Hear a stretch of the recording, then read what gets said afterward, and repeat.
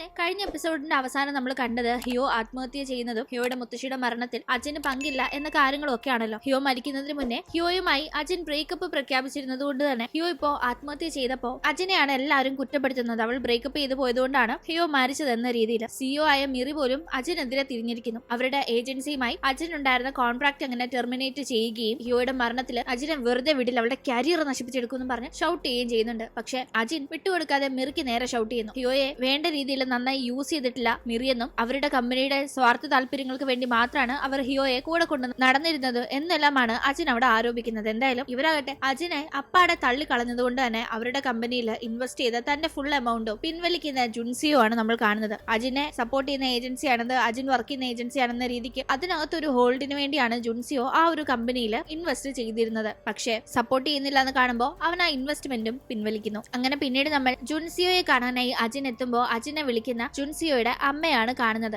ഞാൻ നിന്റെ അടുത്ത് വന്ന് മാപ്പ് പറഞ്ഞില്ലേ, അത് നീ അവനോട് പറഞ്ഞില്ലേ, എന്നെ ഒന്ന് വിളിക്കാനൊക്കെ നീ അവനോടൊന്ന് പറയാന്നൊക്കെ പറഞ്ഞ് ഭയങ്കരമായി അവർ റിക്വസ്റ്റ് ചെയ്യുന്നുണ്ട്. ആദ്യമൊന്നും അവർ തുറന്നു പറയുന്നില്ല, മാപ്പ് പറഞ്ഞത് പറയുന്ന രീതിക്ക് പറയുന്നുണ്ടെങ്കിലും പിന്നീട് സംസാരത്തിന്റെ ഇടയിൽ അവരുടെ കിഡ്നി തകരാറിലായിരിക്കുകയാണെന്നും അതിന്റെ ട്രീറ്റ്മെന്റിനൊക്കെ പോകാനായി കൈ കാശില്ല, പ്ലീസ് അവനോടൊന്ന് സഹായിക്കാൻ പറ, ഞാൻ നിന്നോട് മാപ്പ് പറഞ്ഞില്ലേ എന്നൊക്കെ അവരിങ്ങനെ ആവർത്തിക്കുമ്പോൾ അജിൻ ജുൻസിയോട് പറയുന്നുണ്ട്, കേട്ടില്ലേ അവരുടെ സംസാരമൊക്കെ തന്നെ, അവരെന്നോട് വന്ന് മാപ്പ് പറഞ്ഞത് പണ്ട് എന്നോട് ചെയ്ത തെറ്റൊന്നും അവർക്ക് തെറ്റായി തോന്നിയത് കൊണ്ടല്ല, മറിച്ച് ഇപ്പൊ അവരൊരു രോഗിയായതുകൊണ്ടാ, കാശിന് വേണ്ടി നീ അവരെ സഹായിക്കാൻ വേണ്ടി മാത്രമാണ് അവരിപ്പോ എന്റെ അടുത്ത് വന്ന് മാപ്പ് പറഞ്ഞത്, അല്ലാതെ പ്രത്യേകിച്ച് ഒരു കാര്യമില്ലെന്നെല്ലാം പറഞ്ഞ് അവൾ അവിടെ സംസാരിക്കുന്നു. അങ്ങനെ പിന്നീട് നമ്മൾ കാണുന്നത് അജിനും ജുൻസിയോയും കിമ്മും തമ്മിലുള്ള ഡിസ്കഷൻ ആണ്. അജിൻ ഇപ്പൊ പറ്റിയിരിക്കുന്ന പ്രശ്നങ്ങൾ എങ്ങനെ പരിഹരിക്കാം എന്ന രീതിക്ക് അവർ ഡിസ്കസ് ചെയ്യുമ്പോൾ ഇപ്പൊ എന്റെ ഏറ്റവും വലിയ ശത്രു ആ സിഇഒ മിറിയാണ്, അവരെന്നെ നശിപ്പിക്കുമെന്ന് കച്ച കെട്ടിയിരിക്കുകയാണ്, അതുകൊണ്ട് ഒന്നെങ്കിൽ അവരല്ലെങ്കിൽ ഞാൻ, രണ്ടിലൊരാളെ ഇനി തുടരാൻ പാടും, രണ്ടുപേരും കൂടി ഒന്നിച്ച് മുന്നോട്ട് പോകാൻ സാധിക്കില്ല എന്നെല്ലാം അജിൻ പറയുന്നത് ജുൻസിയോയും കിമ്മും വളരെ ശ്രദ്ധയോടുകൂടി കേൾക്കുന്നു. അങ്ങനെ പിന്നീട് ജുൻസിയോ അമ്മയും കൂട്ടി ഹോസ്പിറ്റലിൽ പോകുന്നുണ്ട്. അമ്മയ്ക്ക് കിഡ്നി മാറ്റിവെക്കണം എന്ന് മനസ്സിലാക്കുന്നവൻ അമ്മയ്ക്ക് ഞാൻ എന്റെ കിഡ്നി തരാം, അമ്മയുടെ കടങ്ങൾ വീട്ടാനും ഞാൻ എല്ലാ ഏർപ്പാടും ചെയ്യാം, പക്ഷെ പകരമായി എന്റെ മുത്തശ്ശനെയോ അജിനെയോ അമ്മ ശല്യപ്പെടുത്താൻ പാടില്ല, അവരുടെ ലൈഫിൽ അമ്മ ചുമ്മാ ഒരു തൊന്തരവായി ഇനി അവരുടെ മുന്നിൽ പോകാൻ പാടില്ല എന്ന് പറയുന്നു. ഒന്ന് ആലോചിച്ച് നോക്കി, അജിനൊക്കെ വേണ്ടി ഈ ജുൻസിയോ അവന്റെ കിഡ്നി വരെ ഈ അമ്മയ്ക്ക് കൊടുക്കാനായി തയ്യാറാവുന്നുണ്ട്. എത്രത്തോളം അവൻ വശീകരിക്കപ്പെട്ടിരിക്കുന്നു എന്നതിന്റെ ഉദാഹരണമാണത്. പിന്നീട് നമ്മൾ കാണുന്നത് മിറിയുടെ എന്റർടൈൻമെന്റ് ഏജൻസിയിൽ പോലീസ് റെയ്ഡ് നടക്കുന്നതാണ്. തുടർന്ന് ഒരു അറസ്റ്റ് വാറന്റും അവർ കൊണ്ടുവരുന്നു. അതിനെ തുടർന്ന് ഫണ്ടൊക്കെ തിരിമറി നടത്തിയെന്ന പേരിൽ മിറിയെ അറസ്റ്റ് ചെയ്ത് കൊണ്ടുപോകുന്നുണ്ട്. എന്തായാലും അന്ന് രാത്രി ജുൻസിയോയെ കാണാനായി വീട്ടിലേക്ക് എത്തുന്ന ലെന ജുൻസിയോ അവന്റെ കിഡ്നി ട്രാൻസ്പ്ലാന്റിനെ പറ്റിയൊക്കെ സംസാരിക്കുന്നത് കേൾക്കുകയും അവൾ അവനോട് ഭയങ്കരമായി ഷൗട്ട് ചെയ്യുകയും ചെയ്യുന്നു. ഞാൻ നിന്റെ ലൈഫിൽ ആരും അല്ല അല്ലേ, ചുമ്മാ കമ്പനി അടിക്കാൻ മാത്രം മതിയല്ലേ ഞാൻ, ഒരു വകയും എന്നോട് എന്താ പറയാത്തെന്നൊക്കെ ചോദിച്ച് പിണങ്ങിയാണ് അവൾ അവിടെ നിന്ന് പോകുന്നത്. അങ്ങനെ അടുത്ത ദിവസം തന്നെ ജുൻസിയോ അമ്മയ്ക്ക് കിഡ്നി കൊടുക്കാനായിട്ടുള്ള സർജറിക്ക് വിധേയാവുന്നു. അപ്പോഴേക്കും അജിന് മറ്റൊരു എന്റർടൈൻമെന്റ് കമ്പനിയിൽ നിന്ന് കോള് വരുന്നുണ്ട്. തുടർന്ന് അവൾ അങ്ങോട്ടേക്ക് പോകാനായി ഒരുങ്ങുന്നു. സിം ആണെങ്കിൽ ഈ സമയത്ത് അജിന്റെ വീട്ടിലുണ്ട്. അതെന്ത് സംഭവം എന്ന് വെച്ചാൽ കഴിഞ്ഞ എപ്പിസോഡിൽ ഹിയോ മരിച്ച ശേഷം ഫാൻസ് ഒക്കെ അജിനെ അറ്റാക്ക് ചെയ്യാൻ വന്നപ്പോ അജിന്റെ സ്റ്റാഫാണ് അജിനെ ഹെൽപ്പ് ചെയ്തതെന്ന് ഞാനൊരു തെറ്റ് പറഞ്ഞിരുന്നു. ആക്ച്വലി അത് സ്റ്റാഫ് ആയിരുന്നില്ല, സിം ആണ് അജിനെ ഹെൽപ്പ് ചെയ്ത് അവളുടെ വീട് വരെ എത്താനായി ഒക്കെ അന്ന് അവളെ സഹായിച്ചത്. അതിന് പകരമായിട്ട് അപ്പോഴേ അജിന്റെ കയ്യിൽ നിന്ന് കുറച്ച് കാശും എക്സ്പെൻസീവ് ആയിട്ടുള്ള ഡ്രസ്സും ഒക്കെ തട്ടിയെടുക്കാനും സിം നോക്കിയിരുന്നു. അന്നോട്ട് സിം അജിന്റെ വീട്ടിൽ പറ്റിക്കൂടി ഇരിക്കുകയാണ്, പുറത്ത് പോയിട്ടില്ലത് എപ്പോഴും ഉണ്ട്. ഇപ്പൊ തന്നെ സിമ്മിനോട് തന്റെ ഇടത്ത് നിന്ന് ഇറങ്ങി പോകാനൊക്കെ അജിൻ ആവശ്യപ്പെടുമ്പോ സിം പോകുന്നേയില്ല. പിന്നെ അജിൻ ഇപ്പോ മറ്റേ പുതിയ എന്റർടൈൻമെന്റ് കമ്പനിയിൽ നിന്ന് ഒരു കോള് വന്നല്ലോ. തുടർന്ന് അങ്ങോട്ടേക്ക് പോകുന്ന ടീം അജിൻ കാണാതെ അജിന്റെ വാർഡ്രോബ് ഒക്കെ തുറന്ന് വളരെ എക്സ്പെൻസീവ് ആയ പേഴ്സും മറ്റും സിം കൈക്കലാക്കുന്നത് നമുക്ക് കാണാം. അങ്ങനെ പിന്നീട് നമ്മൾ കാണുന്നത് ആ ഒരു അജ്ഞാത വ്യക്തിയാണ്. കഴിഞ്ഞ എപ്പിസോഡിൽ നമ്മൾ കണ്ടിരുന്നില്ലേ, ഒരു അജ്ഞാതൻ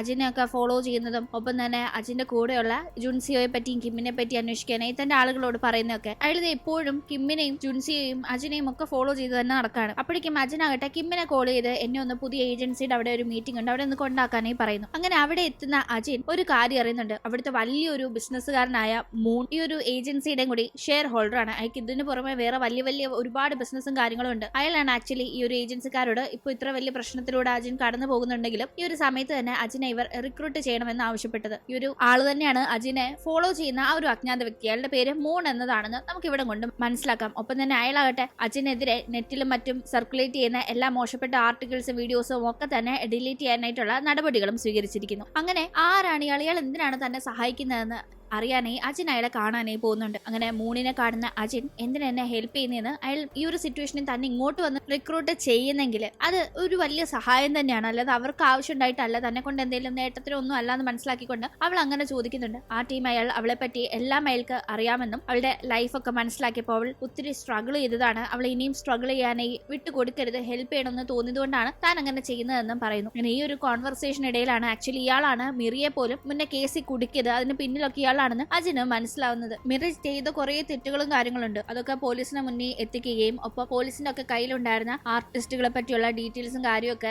ഇൻഫ്ലുവൻസ് ഉപയോഗിച്ച് അട്ടിമറിച്ചതും ഒക്കെ മിറിയാണ്. അതിനൊക്കെ തെളിവുകളും പോലീസിന് മുന്നിൽ ഇപ്പോൾ ഇവർ ഹാജരാക്കിയിരുന്നു മിറിക്കെതിരായി. പക്ഷെ അതൊക്കെ കൊടുക്കുമ്പോഴും അജിനെ ബ്ലാക്ക്മെയിൽ ചെയ്യാനായി മിറി കരുതി വെച്ച അജിന്റെ അച്ഛന്റെ ആ ഒരു കേസും കാര്യങ്ങളൊക്കെ അപ്പാടെ ഡിലീറ്റ് ചെയ്താണ് ഇവർ കൊടുക്കുന്നത്. അതുകൊണ്ട് തന്നെ ഇനിയിപ്പോ മിറിയുടെ കാര്യത്തിൽ ഒരു തീരുമാനം ആയിക്കോളും, മിറിയെ കൊണ്ട് അജിന് യാതൊരു ശല്യം ഉണ്ടാവാനായി ഒരു സാധ്യതയില്ല. അങ്ങനെ ഇവിടെ കാര്യങ്ങൾ നടക്കുമ്പോഴേക്കും ജുൻസിയോയുടെ സർജറി ഒക്കെ കഴിഞ്ഞ് അവൻ ഓക്കെ ആയി അങ്ങനെ ഡിസ്ചാർജ് ആവുകയാണ്. എന്തോ അവൻ സർജറി ഒക്കെ കഴിഞ്ഞിരിക്കുന്നതുകൊണ്ട് അവൻ ഇനി അജിന്റെ അടുത്ത് അത്രയധികം വരില്ല എന്ന രീതിക്ക് ചിന്തിച്ചിട്ടാണോ എന്നറിയില്ല. ജുൻസിയോയെ കോൺസെൻട്രേറ്റ് ചെയ്യാതെ കിമ്മിൽ കൂടുതൽ കോൺസെൻട്രേറ്റ് ചെയ്യാനായിട്ട് മൂണിപ്പോ തന്റെ ആളുകളെ ഏർപ്പാടാക്കുന്നുണ്ട്. എന്നാലും അപ്പോഴേക്കും തന്നെ ഇപ്പൊ കുടുക്കിയത് അജിനാണെന്നാണ് മിറി വിശ്വസിക്കുന്നത്. മിറി തന്റെ സ്റ്റാഫിനെ അജിനെ കാണാനേ വിടുന്നുണ്ട്, കരഞ്ഞ് കാല് പിടിച്ച് എങ്ങനെയും ഇതിനൊക്കെ ഒന്ന് രക്ഷപ്പെടുത്തണം എന്ന് അപേക്ഷിക്കാനായി. പക്ഷെ അജിൻ അതിനൊന്നും തയ്യാറാവുന്നില്ല, അവൾ അല്ല ഇത് ചെയ്തതെന്നും പറയാനും നിൽക്കുന്നില്ല. അങ്ങനെ അജിൻ അവളെ അപ്രോച്ച് ചെയ്ത ഈ ഒരു പുതിയ ഏജൻസിയുമായി കോൺട്രാക്ട് സൈൻ ചെയ്യുന്നുണ്ട്. അതറിഞ്ഞ് മൂണാകട്ടെ അജിനോട് ഇനി നിനക്ക് വേണ്ടി ഞാൻ എന്തൊക്കെ ചെയ്യണം, എന്ത് വേണമെങ്കിലും ചെയ്യാം, നിന്റെ എല്ലാ ശത്രുക്കളെയും ഈ ഭൂമുഖത്ത് നിന്ന് തന്നെ തുടച്ചു നീക്കാൻ ഞാൻ റെഡിയാണെന്നൊക്കെ പറയുമ്പോൾ അല്ല എനിക്ക് വേണ്ടി അത്രയൊക്കെ ചെയ്യാനായിട്ട് നമ്മൾ തമ്മിൽ എന്താ ബന്ധമെന്ന് അവൾ ചോദിക്കുന്നുണ്ട്. കാരണം തന്നെ സഹായിക്കാവുന്ന രീതിക്ക് വന്നാൽ ശരി, പക്ഷെ ഇത്രയേറെ ഇൻവോൾവ് ആയി സഹായിക്കേണ്ട കാര്യം എന്താ, അയാൾക്ക് എന്താ ആക്ച്വലി വേണ്ടതെന്ന് അച്ഛന് ഭയങ്കരമായ ഒരു ഡൗട്ട്. അവളാകട്ടെ ആളുകളെ ഭയങ്കരമായി മാനിപ്പുലേറ്റ് ചെയ്ത് കാര്യം കാണുന്ന ഒരു വ്യക്തിയാണല്ലോ. അതുകൊണ്ട് തന്നെ അവൾക്ക് പെട്ടെന്ന് വേറൊരാൾ തന്നിലേക്ക് ഇങ്ങനെ എത്തുമ്പോൾ അതും ഇനി ആ ഒരു രീതിക്കാണോ എന്ന് വല്ലാത്തൊരു ഡൗട്ട് ഉണ്ട്. അയാളാകട്ടെ അവളെ കല്യാണം കഴിക്കാൻ താല്പര്യമുണ്ടെന്ന് ആ സമയത്ത് അറിയിക്കുകയാണ്. എല്ലാം നമുക്ക് ആദ്യം മുതലേ തുടങ്ങാം, നിന്റെ ലൈഫിലെ എല്ലാ കാര്യങ്ങളും മറന്നേക്ക്, ഒരു പുതിയ സ്റ്റാർട്ട് ഞാൻ നിനക്ക് തരാന്നൊക്കെ അയാൾ പറയുമ്പോൾ അവൾ അത് കേട്ട് ഭയങ്കരമായി പൊട്ടിച്ചിരിക്കുന്നു. ഇതേ ടീം തന്നെ മൂൺ അയാളുടെ ആളുകളെ കിമ്മിനെ വാച്ച് ചെയ്യാനായി വിട്ടിരുന്നല്ലോ. കിം ആകട്ടെ ഇപ്പോൾ ഡിസ്ചാർജ് ചെയ്ത് വന്നിരിക്കുന്ന ജുൻസിയോയെ അവന്റെ ഓഫീസിൽ വെച്ച് കാണുകയും ജുൻസിയോട് ആരൊക്കെയോ അജിന്റെ പിറകിനുണ്ടെന്ന് എനിക്കൊരു ഡൗട്ട് ഉണ്ട്, അതുപോലെ ചില കാര്യങ്ങൾ നടന്നതെന്നൊക്കെ പറഞ്ഞ് ഇവനെ തല്ലിയതും ഫോളോ ചെയ്തതും ഒക്കെ കാര്യങ്ങളൊക്കെ അറിയിക്കുമ്പോൾ ആക്ച്വലി ഫോളോ ചെയ്ത് ഇപ്പോഴും ഒരാൾ എത്തിയിട്ടുണ്ടായിരുന്നു. അയാളാകട്ടെ ഇതൊക്കെ കേൾക്കുന്നത് നമുക്ക് കാണാം. അയാളുടെ ഫോണായിട്ട് ആ ടീം റിംഗ് അടിക്കുമ്പോൾ ആരും ഇവിടെ ഉണ്ട്, ആരും നമ്മളെ വാച്ച് ചെയ്യുന്നുണ്ടെന്ന് മനസ്സിലാക്കുന്ന കിമ്മും അലേർട്ട് ആവുന്നുണ്ട്. ശേഷം അവിടെ എന്ത് സംഭവിച്ചു എന്നറിയില്ല. എന്തായാലും പിന്നീട് അവർ സംസാരിച്ചുകൊണ്ടിരുന്ന ആ ഒരു ഓഫീസ് ബിൽഡിംഗ് കത്തി അമരുന്ന കാഴ്ചയാണ് നമ്മൾ കാണുന്നത്. ഭാഗ്യത്തിന് അതിൽ നിന്ന് ജുൻസിയോയും കിമ്മും രക്ഷപ്പെടുന്നുണ്ട്. അപ്പോഴേക്കും ജുൻസിയോയ്ക്ക് മുത്തശ്ശന്റെ കാര്യം കുറച്ച് സീരിയസ് ആണെന്ന് ഒരു കോള് വരുന്നു. അങ്ങനെ അവൻ മുത്തശ്ശനെ കാണാനായി വേഗം ഹോസ്പിറ്റലിലേക്ക് പോകുന്നുണ്ടെങ്കിലും അപ്പോഴേക്കും മുത്തശ്ശൻ മരിക്കുകയാണ്. തുടർന്ന് ഫ്യൂണറൽ നടക്കുന്നു. അവിടെ അമ്മയൊക്കെ കാണാനെത്തുന്നുണ്ട്. കൂടാതെ അവിടെ വെച്ച് കിം ജുൻസിയോട് അജിന്റെ കാര്യം എങ്ങനെയാ, നമുക്കിനി എപ്പോ അജിനെ കാണാൻ സാധിക്കുന്നൊക്കെ ഡിസ്കസ് ചെയ്യുന്നുണ്ടായിരുന്നു. അങ്ങനെ എന്തായാലും ഫ്യൂണറിൽ നിൽക്കുന്ന ടീം സ്വത്തൊന്നും തന്നെ തന്റെ ഫാദറിനിലോ തനിക്കായിട്ട് നീക്കി വെച്ചില്ല എന്ന് കാണുന്ന ജുൻസിയുടെ അമ്മയ്ക്ക് ഭയങ്കരമായി ദേഷ്യം വരികയും അവർ അവിടെ കിടന്ന് ഭയങ്കര സീൻ ഉണ്ടാക്കുകയും ചെയ്യുന്നു. ആ സമയം അവർ വിളിച്ചു കൂവുന്നുണ്ട്. ജുൻസിയോ എല്ലാവരും കരുതുന്ന കണക്ക് അയാളുടെ മകന്റെ മകനല്ല എന്ന കാര്യം. ജുൻസിയോ ഇത് കേട്ട് ആകെ ഷോക്കായി നിൽക്കുമ്പോൾ നീ ഞെട്ടണ്ടടാ, നിന്റെ അജിനില്ലേ, അവർക്ക് ഇതൊക്കെ പണ്ടേ അറിയായിരുന്നു, അവൾ ഈ കാര്യം പറഞ്ഞ് പലപ്പോഴും എന്നെ ഭീഷണിപ്പെടുത്താറുണ്ടായിരുന്നു എന്നൊക്കെ പറയുമ്പോൾ എന്തിന് എന്നോട് ഇങ്ങനെ ഒരു ക്രൂരത ചെയ്തതെന്ന് താൻ അവകാശമല്ലാത്ത ഒരു വീട്ടില് തന്നെ അവിടുത്തെ കൊച്ചുമോനായി എന്തിനു വളർത്തി എന്ന രീതിക്ക് ജുൻസിയോ ദേഷ്യപ്പെടുമ്പോൾ നിന്നെ ദാരിദ്ര്യത്തിൽ നിന്ന് നല്ലൊരു ജീവിതം തന്നെ രക്ഷപ്പെടുത്താന്ന് ഞാൻ കരുതിയിരുന്നുള്ളൂ എന്നെല്ലാം അവന്റെ അമ്മ പറയുന്നുണ്ടെങ്കിലും ആക്ച്വലി അതല്ല, തന്നെ ഈ ഒരു ഫാമിലിയുടെ ഏറെക്കുട്ടിയായി വളർത്തിയെടുത്താൽ ആർക്കും സംശയം തോന്നാതെ സ്വത്തെല്ലാം കൈക്കലാക്കാലോ, അതായിരുന്നു അമ്മയുടെ കുരുട്ടുബുദ്ധി എന്ന് മനസ്സിലാക്കുന്നവന് അമ്മയോട് ഭയങ്കരമായി ദേഷ്യം തോന്നുന്നു. അങ്ങനെ പിന്നീട് നമ്മൾ കാണുന്നത് സിമ്മിനെയാണ്. സിം ആകട്ടെ അജിന്റെ വാർഡ്രോബിൽ നിന്ന് ഒരു എക്സ്പെൻസീവ് പേഴ്സ് മോഷ്ടിച്ചിരുന്നല്ലോ, അതിപ്പോ ഒരു ഷോപ്പിൽ കൊണ്ടുപോയി വിൽക്കാനായി ശ്രമിക്കുമ്പോഴേക്കും പോലീസ് പിടിക്കുന്നുണ്ട്. തുടർന്ന് അജിനെ കോൺടാക്ട് ചെയ്യുമ്പോൾ അജിൻ അത് മോഷ്ടിച്ചതല്ല, ഞാൻ അവൾക്ക് ഗിഫ്റ്റ് ചെയ്തതാണെന്ന് ഒരു കള്ളം പറഞ്ഞ് സിമ്മിനെ കേസിൽ നിന്ന് രക്ഷപ്പെടുത്തുന്നു. പക്ഷെ സിം തിരിച്ച് അജിന്റെ വീട്ടിലേക്ക് എത്തി അജിനോട് ബഹളം വെക്കുകയാണ്. സ്കൂളിൽ വെച്ച്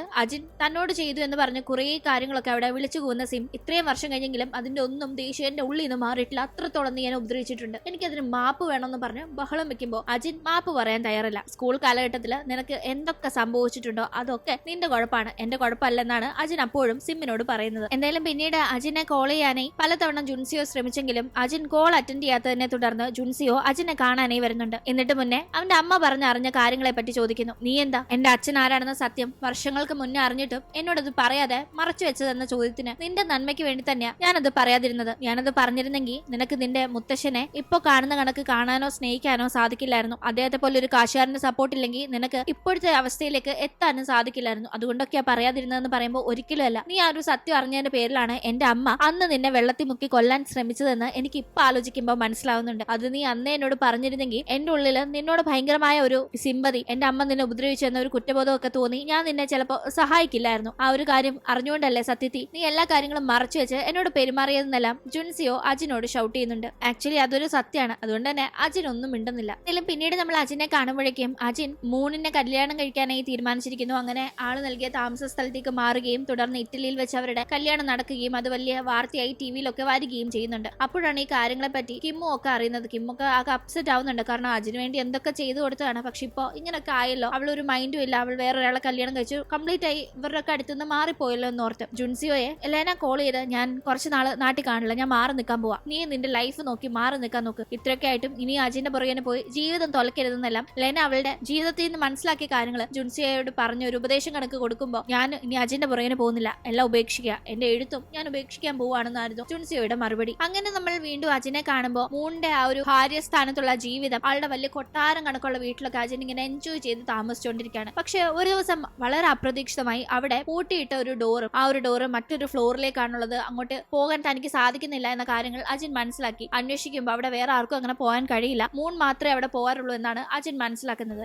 എന്തായിരിക്കും അവിടെ ഉള്ളത്, അയാൾ മാത്രം പോയി കാണാൻ മാത്രം എന്താ അവിടെ ഉള്ളതെന്ന് അജിൻ ഭയങ്കര ക്യൂരിയസ് ആവുന്നുണ്ട്. അങ്ങനെ പിന്നീട് അജിൻ ആകട്ടെ നൈസായി മൂണിനോട് സംസാരിച്ച് ചിലതൊക്കെ അറിയാനായി ശ്രമിക്കുന്നുണ്ട്. ആക്ച്വലി ഇയാൾ എന്തിനാണ് തന്നെ ഇങ്ങനെ കൊണ്ടു നടക്കുന്നത് എന്ന കാര്യങ്ങളെ പറ്റി, എന്താണ് ഇയാൾ ഒളിപ്പിച്ചു വെച്ചിരിക്കുന്നത് എന്നതിനെ പറ്റിയൊക്കെ. പക്ഷെ അയാൾ ഒന്നും വിട്ടു പറയുന്നില്ല. കൂടാതെ ഇയാളുടെ കാശ് കണ്ടിട്ടാണ് അജിൻ അയാളെ കെട്ടിയതെന്നും അജിനെ കെട്ടിപ്പിക്കാൻ വേണ്ടി ഇയാൾ പലതും ചെയ്ത് കൂട്ടിയിട്ടുണ്ടെന്നും ഒക്കെ അവിടെ സ്റ്റാഫ്സ് ഒളിഞ്ഞും തെളിഞ്ഞും ഒക്കെ സംസാരിക്കുന്നതും അജിൻ കേട്ടിട്ടുണ്ടായിരുന്നു. എന്തായാലും അവളിങ്ങനെ ഓരോന്ന് കുത്തി കുത്തി മൂണിനോട് ചോദിക്കുമ്പോൾ എനിക്ക് ആദ്യ ഭാര്യയായിട്ട് ഒരാളുണ്ടായിരുന്നു, അവളായിട്ട് വല്ലാണ്ട് എന്റെ കാര്യങ്ങളിൽ തലയിട്ടപ്പോൾ അവൾ പിന്നെ ചെന്ന് പെട്ടത് സൈക്കാട്രിക് വാർഡില, എല്ലാം ഒരു അളവിന് മതി, കൂടുതലായ ഓവറായി പ്രശ്നം എന്നൊക്കെ പറഞ്ഞ് അയാൾ ഒരു താക്കീത് കണക്ക് സംസാരിക്കുന്നുണ്ട്. എന്തായാലും അജിന് ഭയങ്കരമായി ഡൗട്ട് കൂടുന്നു. അജിനാകട്ടെ എന്തെങ്കിലും ഒരു സാധനം കാണാതായി അതിനെപ്പറ്റി തപ്പിക്കൊണ്ട് നടന്ന് പിന്നെ അവൾ തിരിച്ച റൂമിലേക്ക് എത്തുമ്പോൾ കാണാതായ സാധനത്തിന് പകരം കുറേയേറെ അതേ കണക്ക് സാധനങ്ങൾ അവിടെ ഇരിക്കുന്നത് കണ്ടാകെ ഷോക്കാവുന്നു. ഉദാഹരണം പറയുകയാണെങ്കിൽ ഇപ്പൊ തന്നെ ഒരു പാഡ് നോക്കിയിട്ട് കാണാതെ അവൾ വാഷ്റൂമിൽ പോയിട്ട് തിരിച്ചു വരുമ്പോൾ ഇഷ്ടം പോലെ പാഡ് അവൾക്ക് വേണ്ടി അവിടെ വെച്ചിരിക്കുന്നു. ആര് കൊണ്ടുവന്ന് വെച്ചെന്നൊന്നും അജിന് അറിയില്ല. പക്ഷെ അവളുടെ ഓരോ ആക്ട്സും ഓരോ വാച്ച് ചെയ്യുന്ന കണക്ക് അവൾക്ക് തോന്നുന്നുണ്ട്. ഈവൻ ആ ഒരു വീട്ടിലുള്ള ഒരു ക്ലോക്കിന്റെ നിന്നുപോയ സമയം കാണുമ്പോൾ പോലും അവൾക്ക് അവളുടെ പഴയ